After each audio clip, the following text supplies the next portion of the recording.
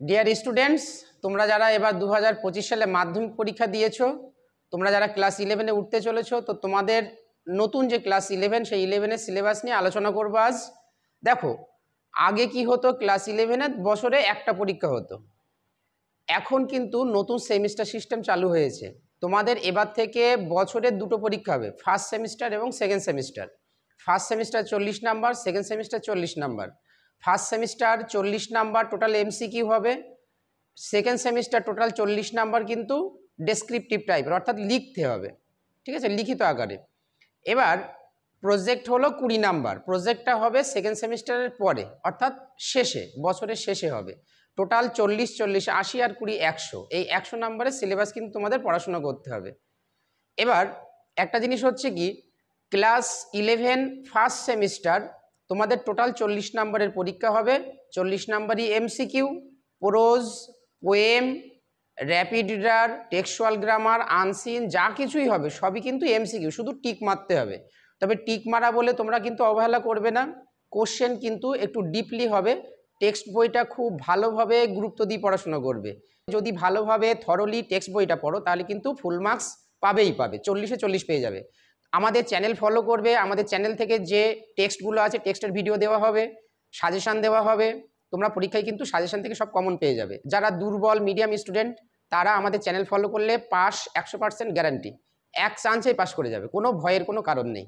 আমাদের ক্লাসগুলো দেখবে খুব সহজ সরলভাবে সুন্দরভাবে পড়ানো হয়। তো সেই জন্য তোমরা চ্যানেলটা সাবস্ক্রাইব করে রাখবে এবং শেয়ার করে সকলের মধ্যে জানিয়ে দেবে। তো চলো দেখি আজকে এই সিলেবাসে কি কি আছে ফার্স্ট সেমিস্টারে। দেখো, ক্লাস 11 সেমিস্টার 1 ফার্স্ট সেমিস্টারে টোটাল হলো 40 মার্কস, 40 নাম্বার। ইউনিট কটা? মোট 5টা ইউনিট আছে। ইউনিট 1 প্রোজ, প্রোজ মানে গদ্য, টোটাল হলো 10 নাম্বার। ইউনিট 2 ভার্স, ভার্স মানে হলো পোয়েম বা পোয়েট্রি, কবিতা, কবিতায় কত? 10 নাম্বার।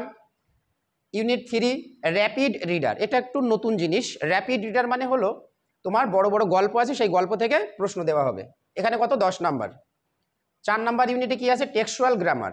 দেখো, ক্লাস 10 পর্যন্ত কিন্তু এরকম কিছু ছিল না, ছিল আবার ছিল না, কিন্তু 11-এর ফার্স্ট সেমিস্টারে টেক্সচুয়াল গ্রামার বলতে টেক্সট বইটা খুব ভালোভাবে পড়তে হবে। টেক্সট বইয়ের লাইন দেওয়া হবে, টেক্সট বইয়ের লাইন দিয়ে বিভিন্ন রকমের নির্দেশ থাকবে, ভয়েস, ন্যারেশন, যাবতীয় যা নির্দেশ থাকবে, তবে বইয়ের লাইনগুলো থাকবে তোমার পরীক্ষার প্রশ্নই।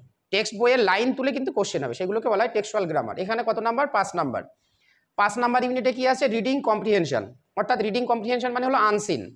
আনসিনও কিন্তু এমসিকিউ টাইপের। কত নাম্বার? 5 নাম্বার।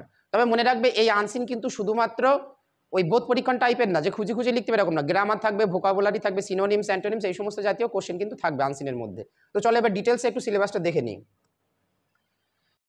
দেখো, ইউনিট 1, ইউনিট 1-এ কি আছে? প্রোজ।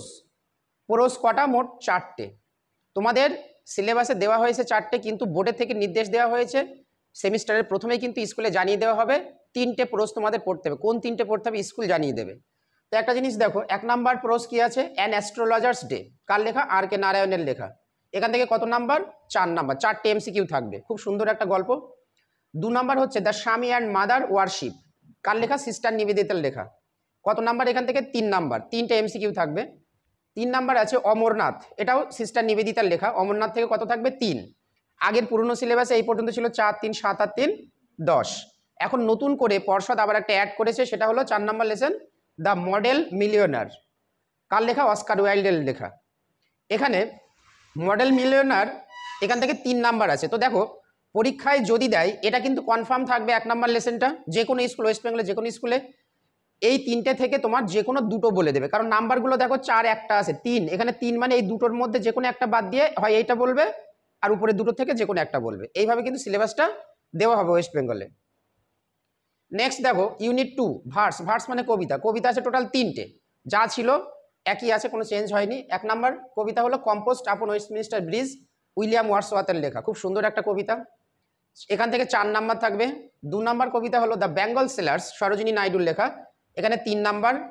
3 নাম্বার কবিতা হলো দ্য সেকেন্ড কামিং, ডব্লিউ.বি. ইয়েটসের লেখা, এখান থেকে 3 নাম্বার, তাহলে 4, 3, 7 আর 3, 10।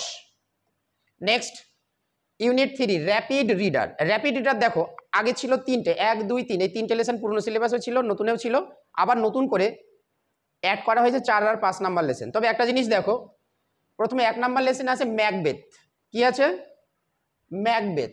এই ম্যাকবেথ লেসনটা, এগুলো ওই Macbeth, Othello, as you like it, এই তিনটে যে র্যাপিডিটার আছে এগুলো সবই লেখা কিন্তু উইলিয়াম শেক্সপিয়ারের লেখা। তো ম্যাকবেথ থেকে কত নাম্বার থাকবে? 4 নাম্বার। এবার দেখো নতুন যেটা অ্যাড করা হয়েছে the story of an hour, Kate কোপিনের লেখা, এখানে দেখো 4 নাম্বার। তাহলে স্কুল যদি সিলেক্ট করে হয় ম্যাকবেথ দেবে, নইলে কিন্তু the story of an hour দেবে, কারণ এখানেও 4 নাম্বার এখানেও 4 নাম্বার।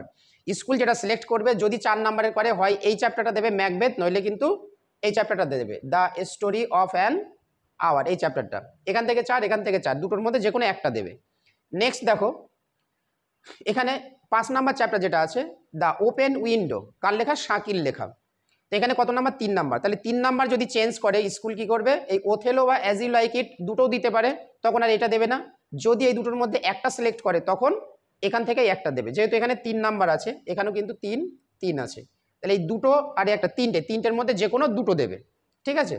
আর ম্যাকবেথ আর এইটা 4 number lesson the story of an hour, এখান থেকে দুটোর মধ্যে যে কোনো একটা দেবে। মোট 3টে লেসন কিন্তু র্যাপিড রিডার পড়তে হবে। 4, 3, 7 আর 3, 10। নেক্সট দেখে নেব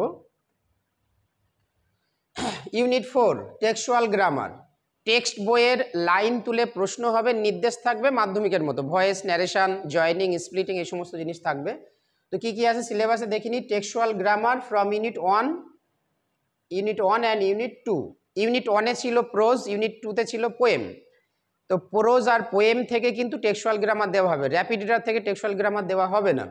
আইটেম কি কি আছে? টেন্স আছে, ভয়েস, ইনডাইরেক্ট স্পিচ মানে ন্যারেশন, ফ্রেজাল ভার্বস আছে, প্রিপোজিশন আছে, ক্লজ আছে, পার্টিসিপেল আছে, জেরান্ড আছে, অ্যান্ড ট্রান্সফরমেশন অফ সেন্টেন্সেস, বাক্য পরিবর্তন আছে।